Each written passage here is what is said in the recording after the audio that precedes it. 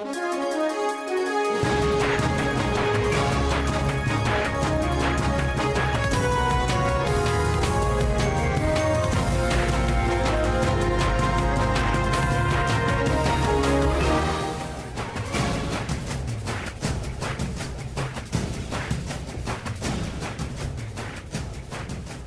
is Newsroom. Hello and welcome from Johannesburg here in South Africa. I'm Evan Jensen. This show, of course, live. Broadcast from our studios here in Auckland Park. We also stream live on YouTube right now with the entire show available on demand on our YouTube channel. Now, today we look at Africa and its population that is set to explode over the next 3 decades.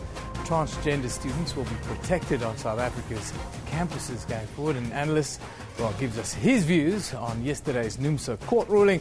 We also look at the effect load shedding is having on production and business in general. Then we close today with a look at the Durban AIDS Conference and World Accreditation Day. That was yesterday. But first, let's get today's news with Anine Dormel.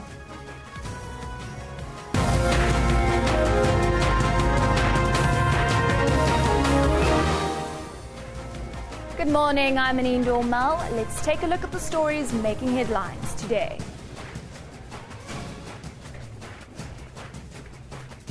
President Jacob Zuma's lawyers are expected to file their heads of argument in the so-called spy tapes case. Today, the heads of argument will be filed in the DA's application to review the decision to drop corruption charges against the president. The Democratic Alliance believes there is enough information to proceed with a review application of the decision to drop the charges. The tapes were handed to the party last year.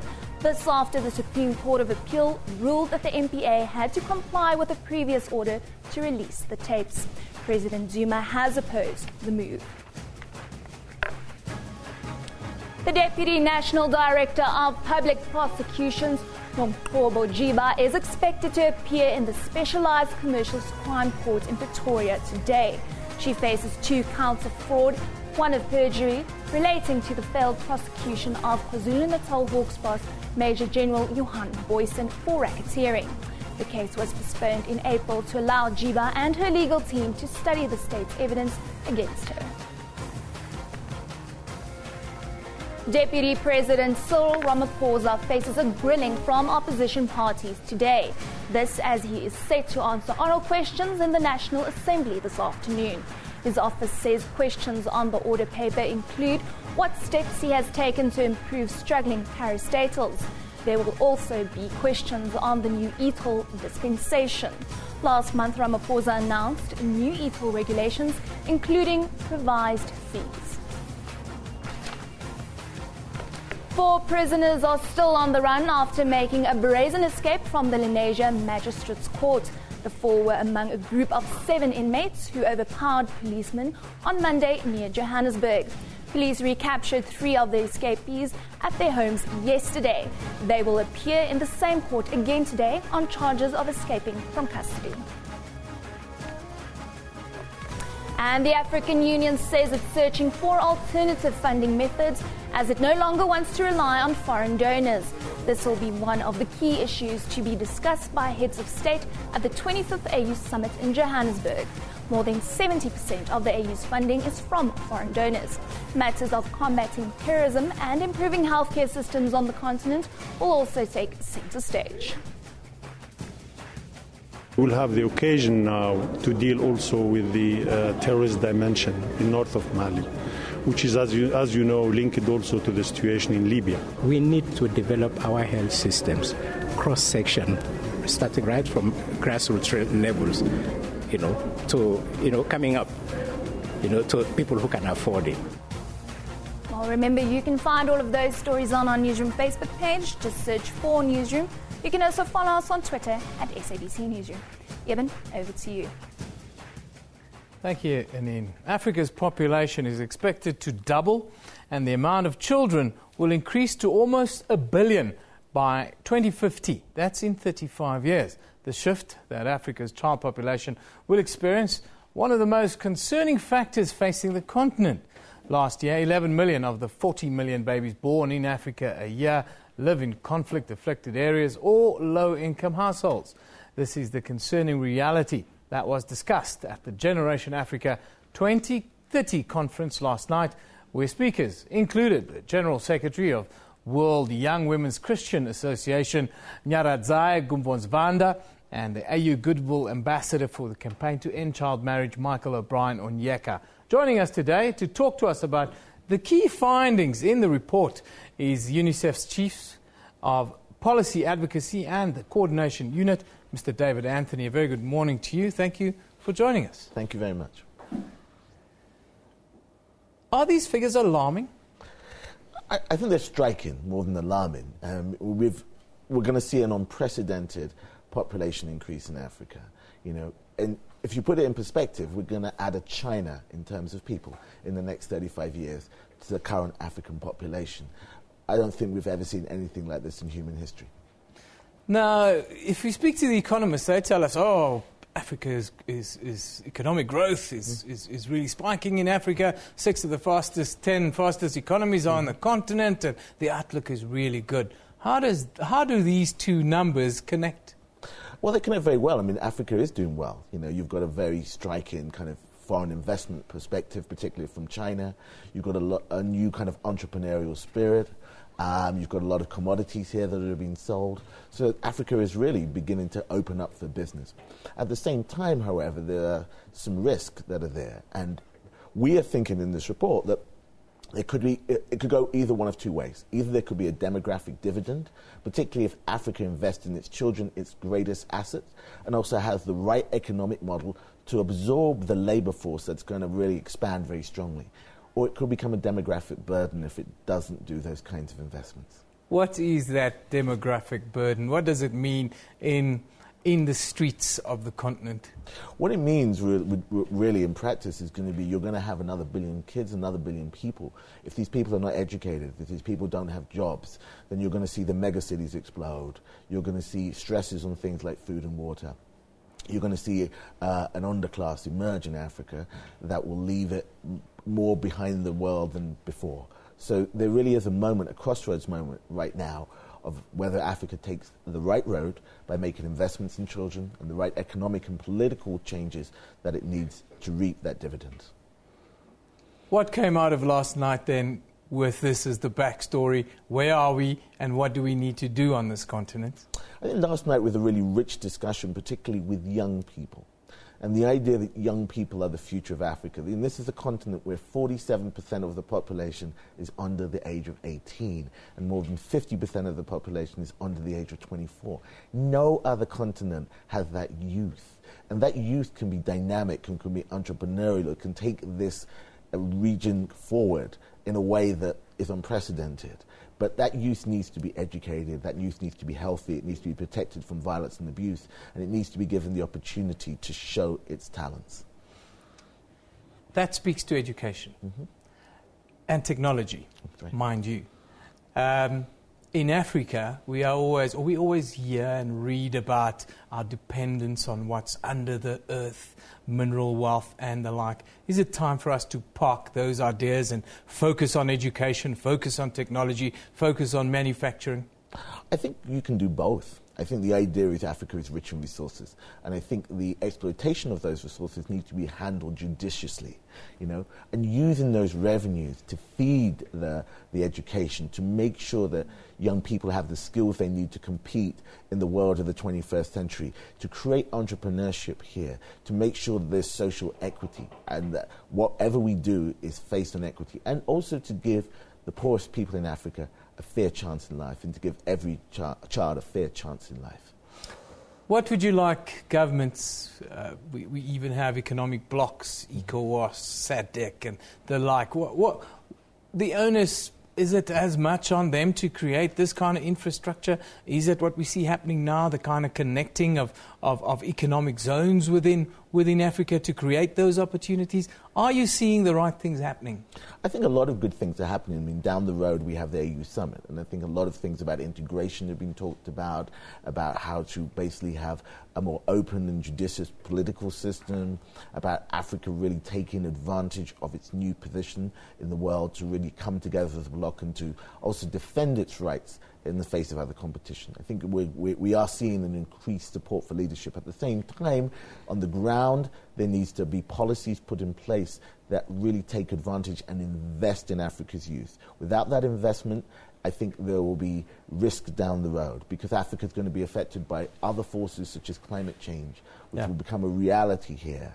And I think those things, we need a young labour force that really knows how to compete in this world. Negative risk, poverty cycle, is that something that you're concerned about? We're very concerned about that. I mean, the report very much goes to the idea that there are two ways to go. Poverty is rife in Africa, as everybody knows. 70% of the population lives on very little money a day. The wealth that's been generated is not being equitably distributed at the moment. So we are really worried about that, because the highest fertility levels are in the poorest regions and communities. And so we could be seeing again a divergence, as we've seen in some other regions, between those who have access to information, technology, money and power, and those who do not. The decisions we make today on the continent will shape our tomorrow. I thank you for joining us. That is David Anthony, who's the Chief of Policy Advocacy and Coordination Unit at UNICEF. We're talking about, the fact that Africa's population is set to double. As David put a little bit earlier, we're going to add a China on top of the African continent within the next 35 years. How do we come out on the other side? Education, technology, manufacturing, these are all key things that we have to look at, and we need to find a way to connect all of our economies on the continent so as not to create the kinds of poverty cycles that we've seen over the last 100, 200, 300 years. Thank you, David. Thanks for joining us. Thank you very much. Now, while on the topic, the 25th Africa Union Summit is currently underway at the Sandton International Conference Centre under the theme Year of Women Empowerment and Development Towards Africa's Agenda 2063. That's just over 50 years away from now. Let's take a look at what you've been saying about this gathering on our social media pages at SABC Newsroom on Twitter. Act Now South Africa says we'll picket to the 25th African Union Summit in Sandton on the 15th of June 2015. We'll hand over our African wildlife anti-poaching petition. Yes, we have to look after all of our resources on the African continent. Dorothy Lamar says conflict, political drama to take centre stage at the AU Summit. African heads of state gathering for this year's African Union Summit in Sandton, Dorothy. Hassan Mahdi says conflict, political drama to take centre stage at the AU Summit. That looks very much like a link that was copied there. Trevor Mube says Nkurunziza's third term bid non-negotiable, says Burundi presidency ahead of AU heads of state summit. Well, that is going to cause a problem, Mr. President. Women in Business say African Union Summit to focus on women and development. Yes, we have to look at children. The African Union Summit is going on in Sandton right now. Now, Sandton City Management has refuted claims that it has not been in communication with a woman who was injured when a part of a ceiling collapsed at the Upmarket Mall earlier this month. Now, this is our pick of the day. Last week, 25-year-old Elfie Luando was injured when parts of the ceiling collapsed and has since undergone 2 surgeries. The picture comes from Irele Duane, and it says something with, why doesn't this make the front page news? Still busy with Nkandla. There we go. A little swipe at the media, at all of us working in mainstream. Thank you. Let's now take a look at the front pages from around the globe. We start in Europe. The Times reports that the annual bill for National Health Services negligence in pregnancy has reached £1 billion after more than 1,300 babies were killed or maimed last year alone. We move to China, where the South China Morning Post reports that China's main health authority said today that the risk of cases of the Middle East Respiratory Syndrome, or MERS, spreading to the country has increased significantly, and urged people traveling to South Korea or the Middle East to be vigilant of the potential health risks. And then finally in Israel, the Jerusalem Post says Likud MK Oren Hazan threatened to dig up and disseminate dirt about Knesset Speaker Yuli Edelstein yesterday after the latter suspended him from serving as Deputy Speaker. This until further notice, he says. Now we come back to South Africa and the continent. This is what's happening here in the capital, Pretoria, where suspended Gauteng Hawks boss Shadrack Sibiya will make his first appearance at an internal disciplinary inquiry for his alleged involvement in the so-called Zimbabwe rendition case. Sibiya and Anwar Dramat have been implicated in the rendition of 5 Zimbabwean suspects in 2010, charges that they have both denied. Now we stay in the capital. Heads of argument are expected to be filed in the DA's application for a review of the decision to drop corruption charges against President Jacob Zuma in the High Court today. In Polokwane, a little bit further north, a man is expected to appear in the Malabsdrift Magistrates Court in connection with the decapitation of 2 women in the area there. Now, the Deputy Minister of Higher Education and Training, Mduduzi Manana, has called for zero discrimination against students who are transgender across all campuses here in South Africa. The Deputy Minister has stressed a strong push to bring transgender populations into the fold of protection and risk reduction in relation to their sexual health and psychological and overall wellness. However, in many South African societies, sex transition is seen as uncommon, and a number of people have found themselves rejected by even their own families. As a result, according to some studies, 1 in 9 transgender people commit suicide. Organisations like Gender Dynamics seek to erase the stereotypes of a number of communities about transgender people, which sometimes lead to violence, rejection, and even discrimination against them. Now, today in Cape Town, we are joined by the Regional Programs Coordinator from Gender Dynamics, Tepo Riki Khosita. A very good morning to you. How are you? Good morning, how are you? I'm good. Ricky, if I may call you that, please explain to us the issue transgender. How is it different from being gay or lesbian?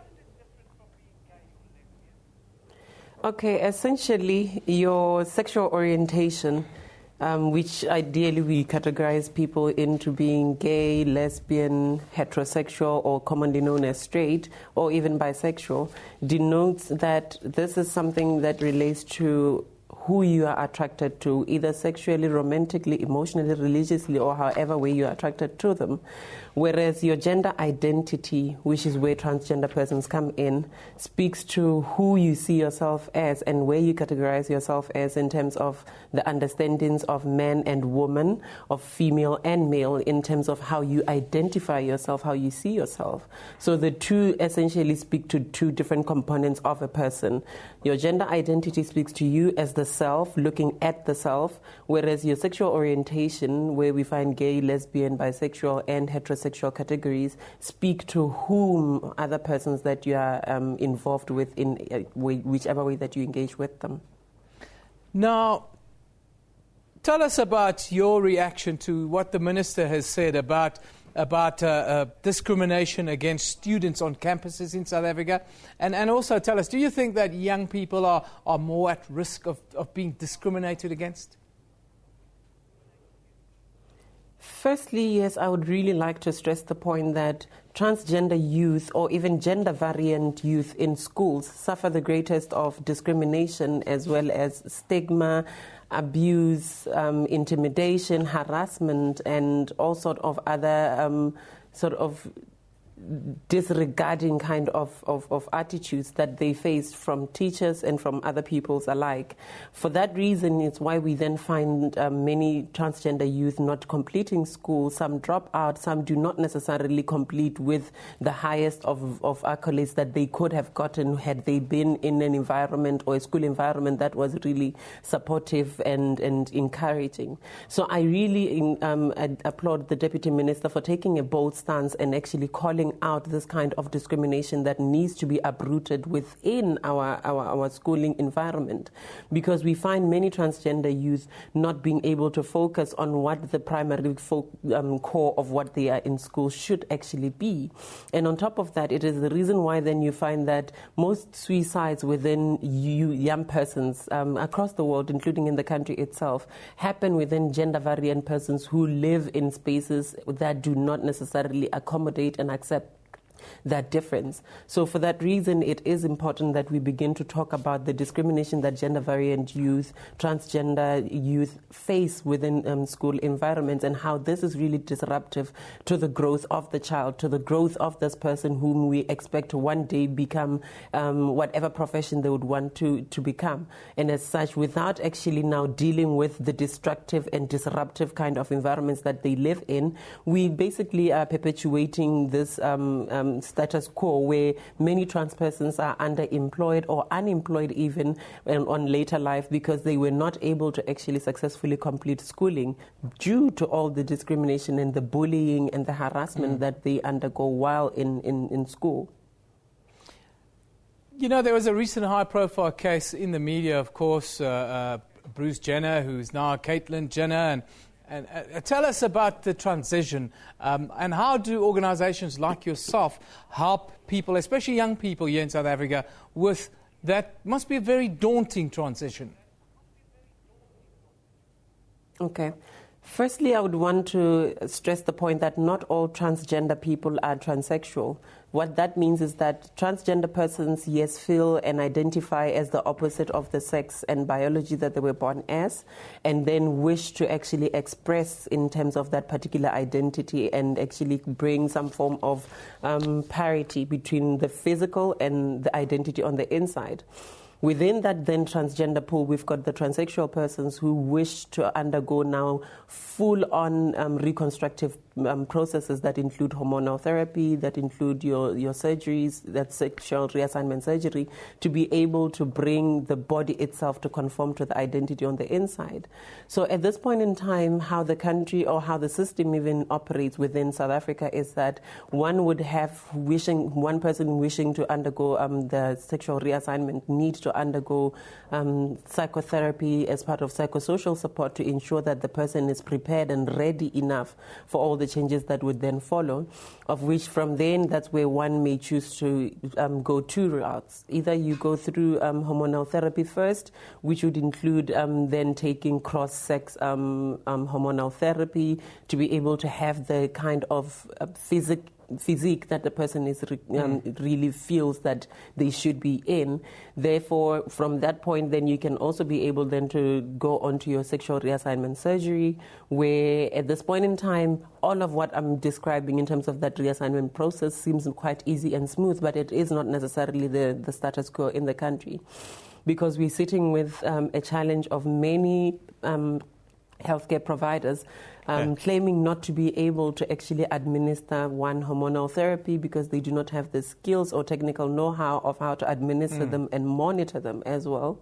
And we're also sitting with the problem of having many hospitals around the country, tertiary hospitals, that are unable to actually administer the surgical reassignment surgeries under the claim that there isn't enough theatre time for these surgeries for reasons that the priority, according to the medical fraternity at this point in time, is on life-threatening procedures, of which then the consideration is that sexual reassignment surgery is not a life-threatening procedure, and as such is not a life-threatening condition per se, such that the surgery is not necessarily such medically warranted at that point, and which is a problem as well. As an organization, we have a problem with that for reasons that, as you were also alluding earlier, many transgender persons have attempted suicide. Yes. Many trans persons have even left us because they ended up actually committing suicide. So this is, in fact, a matter of life and death if you consider the strain and the kind of duress that a transgender person undergoes or lives under in spaces where the environment around them continues to misgender them and continues to discriminate and penalize them for actually presenting different to the regular folk. Thank you. So for that reason, then, it is a struggle in the country for... Thank you, Tsepo. Sorry, I have to apologize. We've run out of time there. That is Tsepo Khosita, who is the program's coordinator for Gender Dynamics. We're talking about discrimination against transgender people here in South Africa. Now, before we go to a break, it's a little interesting tidbit. The White House press room was evacuated midway through a daily briefing for reporters yesterday after Secret Service agents took the unusual step of interrupting the press secretary, Josh Earnest, to warn of a bomb threat. Washington, D.C. police received a telephonic bomb threat which forced them to do a sweep of the room by agents with dogs, but this did not lead to other parts of the White House being evacuated. The all clear was announced by the Secret Service only 30 minutes later, who allowed the press briefing to continue.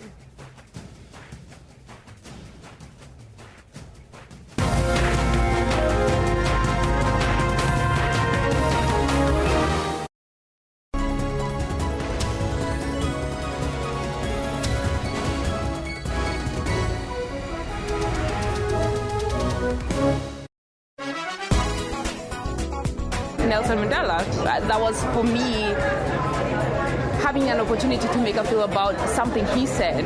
He's one of my heroes, and he makes me proud to be African. Mandela spent 27 years in Robben Island and in other jails as a result of his struggle to end apartheid in South Africa before becoming the country's first black president in 1994. So you make movies, like Spielberg? Yeah, I make movies like Spielberg. Join Musam Khalifi on Afro Showbiz every Saturday at 19:30 CAT.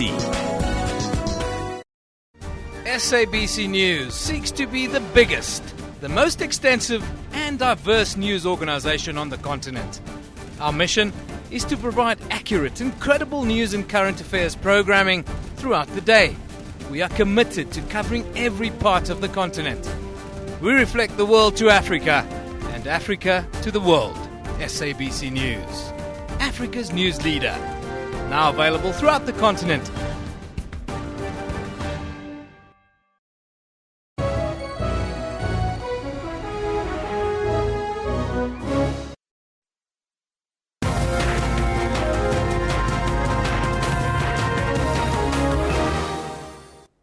Welcome back. This is Newsroom. The High Court in Johannesburg has struck Metal Workers Union of South Africa, NUMSA's bid off the court roll, paving the way for the Congress of South African Trade Unions, COSATU, to forge ahead with preparations for the Special National Congress.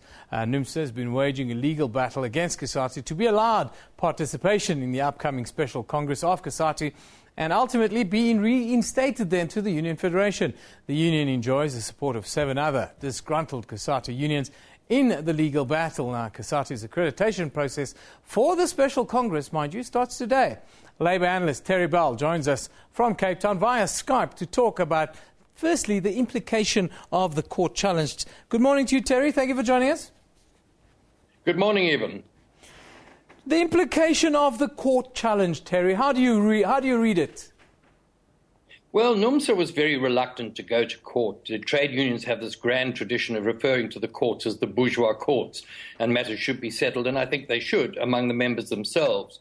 But they went finally because they saw it as the only way of getting to this Congress, a Congress that incidentally was called for nearly 2 years ago now, and according to the COSATU Constitution, should have been held by now, and it should have dealt with these very issues.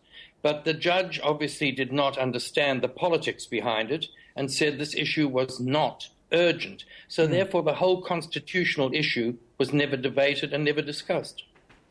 What would the implications or the latest development then mean for the expelled Secretary General Zwelinzima Vavi, in your opinion? Well, it's the same thing. There were 2 issues to come forward. One was the expulsion of Zwelinzima Vavi, the other, the expulsion of NUMSA.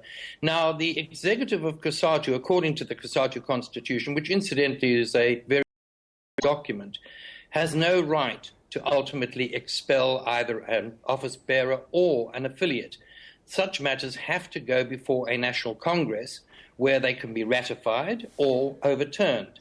And this is what both Vavi and NUMSA wanted. And this is why there was the call for the Special Congress.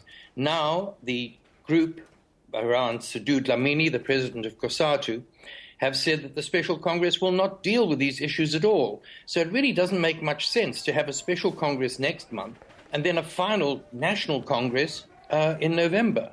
But unless, of course, one wishes merely to exclude Vavi and NUMSA. Labour politics and worker movement or union movements, are they now at a crossroads in South Africa? And what needs to happen from here on forward? Well, what needs to happen is to try and build up unity again, and everybody is talking about unity, but not really acting in that way, particularly the group within the COSATU leadership at COSATU. What must be worrying them, however, is what happened only a few days ago at the National Union Mine Workers NUM Congress, where David Sipunzi unseated the long-serving Frans Baleni, a Central Committee member of the Communist Party, as General Secretary. Now, Sipunzi has made a number of comments which show that he's not only read and understood the COSATU Constitution, but he intends to act on it. And he has said, for example, that there needs to be a review of the expulsion of NUMSA and of Vavi, and that it is absolutely no requirement for any member or affiliate of COSATU to support the ANC-led tripartite alliance, which is completely true constitutionally. However, the leading group within COSATU at the moment have tended to turn this into some kind of principle. Now, Terry, I had Mr. David Sipunzi in the studio yesterday. He's a man that gives very little away, actually a man of very few words, as I've learnt. Can you give us a little bit of insight and background into this man? And he's almost a little bit of an enigma, isn't he? He certainly is to all of us, I think. However, I think he's been very, very cautious. He's in a very, very difficult position. I've always maintained that most of the COSATU unions, if not all of them, are split fairly closely down the middle. But I always thought that NUM and Pop Crew Nihawu, who've always been the most fiercely loyalist unions around Sedou Dlamini's position, would be fairly solid. But Baleni was unseated, however, by only 9 votes. So he has to be very, very careful. He's trying to bridge gaps. He's trying genuinely, I think, to reunite the COSATU Federation. And he's even talked about being willing to work with AMCU, which incidentally was another breakaway from COSATU back in 1998. Well, Terry, it's an interesting couple of weeks ahead of us. Thank you for joining us, giving us your views on... Well, it will now be the Special Congress. That's 2 years in the making. Accreditation starts today, and of course now lots of goings on within the labour movement here in South Africa. We know the Metal Workers Union, NUMSA's effort to appeal its expulsion from COSATU at the Federation Special National Congress in July was thrown out of court. That was in the High Court in Johannesburg yesterday. Here are some of your views. This is what you're saying on Twitter, really. Anele Manimani says, NUMSA is wasting its time to appeal its expulsion from COSATU.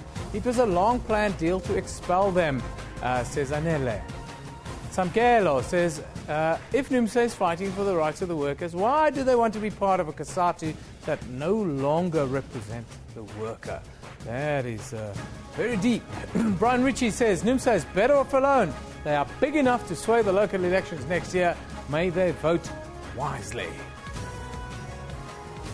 Now, as South Africans are slowly coming to terms with the effects of load shedding, business continues to suffer the most due to Eskom not sticking to its load shedding schedule, and sudden jumps between the different load shedding stages is making it difficult to plan ahead for business. According to a survey conducted by the South African Labour Research Institute, the continued blackouts have put a strain on the clothing, textile, footwear and leather sector. The survey found that as a result of load shedding, 17% of workers surveyed have been put on short time, and many factories are making a much smaller profit. A further 14% of workers are facing the possibility of short time in the very near future. Now, from our studios in Durban, we are joined by the Southern African Clothing and Textile Workers Union's Deputy General Secretary, Chris Gina. Very good morning to you, Chris. Thank you very much for joining us.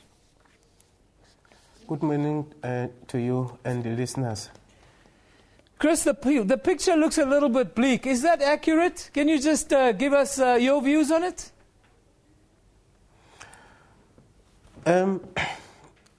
The load shedding has actually caused quite a lot of problems to our members.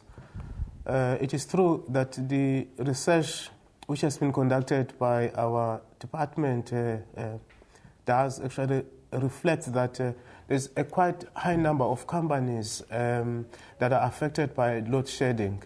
And to that, most of the companies in the clothing sector are not really big companies who can afford to buy generators, are much more small, medium, actually, enterprise. These companies have experienced an extensive loss of hours. As a consequence of that, quite a lot of our members have suffered a short-term layoff, and it is actually a problem. Now, there talks of further job cuts in the sector. Is that the case? And if it is so, how do you see this pan out? I think what we have done as an industry was that I think to complain and to mourn is not going to actually help us. We need to look at what should be the alternatives that we can put in place in the industry.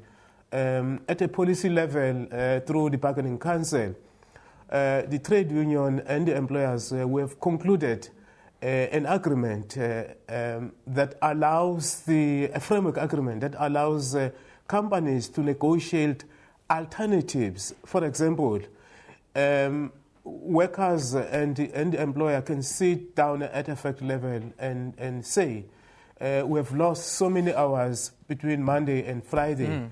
Is it possible that we can enter into an agreement that can allow us to work between Saturday to Sunday and balance the loss of hours that has been experienced in previous months? And these discussions, are you having these discussions with Eskom? I also see that the Fashion Imbizo in Cape Town, you invited Eskom to be part of the Imbizo. Have they honoured this invite? Yeah, it was a very successful Imbizo that was held yesterday in Cape Town, where all stakeholders actually presented the ideas as to how we can actually minimize the impact of load shedding. ITC actually offered the alternatives that the industry can actually tap in, and also other stakeholders also offered some alternatives. I think it was more of like, what should be the alternatives that actually the industry can utilize rather than to sit and scream and cry. But all what we need to do now as an industry or as a country is to look at alternatives rather than actually to complain. For example, the framework agreement that we've concluded at an industry level is very useful. I have actually done some follow-up in some of the factories where ShopSwat and the employers have negotiated alternatives of hours that can be lost in the events that there is actually load shedding. That's right. We need to come up with solutions. We have a problem. I want to ask you, in conclusion, quickly, yesterday, I just want to talk wages quickly. I saw an 8.5% wage increment in the cotton textile and 7.5% in the handbag leather sector. What's your reaction to these deals? Are you happy? Actually, we're very proud, and our members are very proud that in 2014, we actually entered into what we call a long-term agreement. And that long-term agreement is that 8% is the effect of the agreement that we've entered with the employers in cotton of 8.5%. And we look at where the inflation rate is trading currently, and we look at the increase that the members are getting. It does actually reflect a living wage, a campaign that we all actually geared for as Labour. Chris, thank you for joining us. It is an emotive issue for all South Africans, how load shedding, the lack of electricity, is affecting output, is affecting production, is affecting productivity. Anyhow, that's Chris Gina, who is the Deputy General Secretary of SACTU, the South African Clothing and Textile Workers Union. Let's take a look at today's tweet of the day. It comes from Kwenadi Yunus, who says, I can't change my HIV status, but you can change your attitude. Hashtag anti-HIV stigma. Love your work there, my dear. Fantastic. Now, in the United States, a McKinney policeman seen in a viral video, we ran it for you yesterday, tossing a teenage girl to the ground. Well, he has since resigned from the McKinney police force. Eric Casebolt had been placed on administrative leave pending an investigation of how he appeared to target black youths at the disturbance on Friday in the city about 50 kilometers north of Dallas. Well, you just don't treat people like that. It just doesn't work. Anyhow, time for us to get a quick news update from Anine Domel. Thank you, Evan. Yes, let's just have a quick look at the stories making headlines today. President Jacob Zuma's lawyers are expected to file their heads of argument in the so-called spy tapes case. Today, the heads of argument will be filed in the DA's application to review the decision to drop corruption charges against the president. The Democratic Alliance believes there is enough information to proceed with a review application for the decision to drop the charges. The Deputy National Director of Public Prosecutions, Nomqobo Jiba, is expected to appear in the Specialised Commercial Crimes Court in Pretoria today. She faces 2 counts of fraud and 1 of perjury relating to the failed prosecution of KwaZulu-Natal Hawks boss, Major General Johan Boysen, for racketeering. And 4 prisoners are still on the run after making a brazen escape from the Lenasia Magistrates Court. 4 were among a group of 7 inmates who overpowered the police on Monday near Johannesburg. Police recaptured 3 of the escapees at their homes yesterday. They will appear in the same court today on charge of escaping custody. Well, remember, you can find all of those stories on our Newsroom Facebook page. Just search for Newsroom. You can also follow us on Twitter at SABC Newsroom. Evan, back to you. Thanks again. And in scientists, activists and government leaders are attending the 7th conference in Durban to reflect on South Africa's AIDS story. South Africa continues to bear the brunt of the disease globally, with 18% of the world's HIV-positive population. South Africa's Deputy President Cyril Ramaphosa officially opened the conference yesterday and later launched an anti-HIV stigma campaign. This year's theme, reflection, refocus and renewal. The conference will end on Friday this week. Deputy Director and Head of Quality Improvement at the Aurum Institute, Lauren de Kock, joins us from Durban. A very good morning to you, Lauren. Thanks for joining us. Thank you. Thanks for having me. Now, the conference kicked off yesterday. What would be the highlights for you thus far? Well, I think personally for me, as well as our institution, one of the highlights has been the launch of this tool that we've done with the National Department of Health. And what we've done is we've taken the guidelines, the new clinical treatment guidelines that have been introduced into South Africa, and we've packaged them in a very simplistic and practical way to be able to assist clinicians all over the country to be able to treat our patients with a lot of clarity and understanding. The Aurum Institute, your organisation, tell us about your work, and then what are you hoping to, as outcomes of this week's conference? Well, Aurum Institute has 3 focuses. We deal with clinical trials within HIV and TB. We also do epidemiological studies. And then the section that I'm mostly involved in as well is with health system strengthening. And we are at the National Department of Health, and we work in various clinics around the country, thanks to a great donation from PEPFAR. And we assist them with the treatment of HIV and TB in about 533 clinics around the country. I personally head up the training, mentoring and quality improvement divisions. And what we do there is we look at ways through training, mentoring and through systems improvement to try to improve the way patients are treated and managed and how the systems are run in the facilities so that we can ensure better outcomes for our patients. Now, nearly 20% of the world's population living with HIV are in South Africa. This week at the conference, are we reflecting on a positive outlook that we are turning the tide against the disease? Well, what was wonderful with the Deputy President's speech yesterday is that he did say to us, let's take a moment to reflect and rejoice. And that we as South Africans tend to become very hard on ourselves. And I guess being in the industry, we are surrounded by people every day who have HIV. And so it is difficult sometimes to rejoice. But it was nice to be reminded that we do have opportunities to rejoice. I mean, our PMTCT rates have dropped substantially. We have made a lot of progress, but that's not to say that we shouldn't stop and say, guys, there's actually still a lot to do. There's still a lot of problems that we're experiencing within our facilities, and there's still a lot of work ahead. Well, Lauren, you guys are doing fantastic work. Thank you for coming to us live from Durban. She is the Deputy Director and Head of Quality Improvement at the Oram Institute.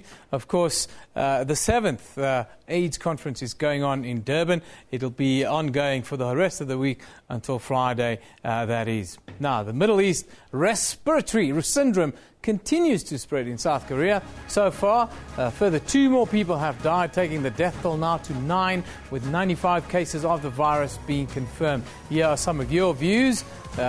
According to literally everyone, the virus isn't even spreading that fast.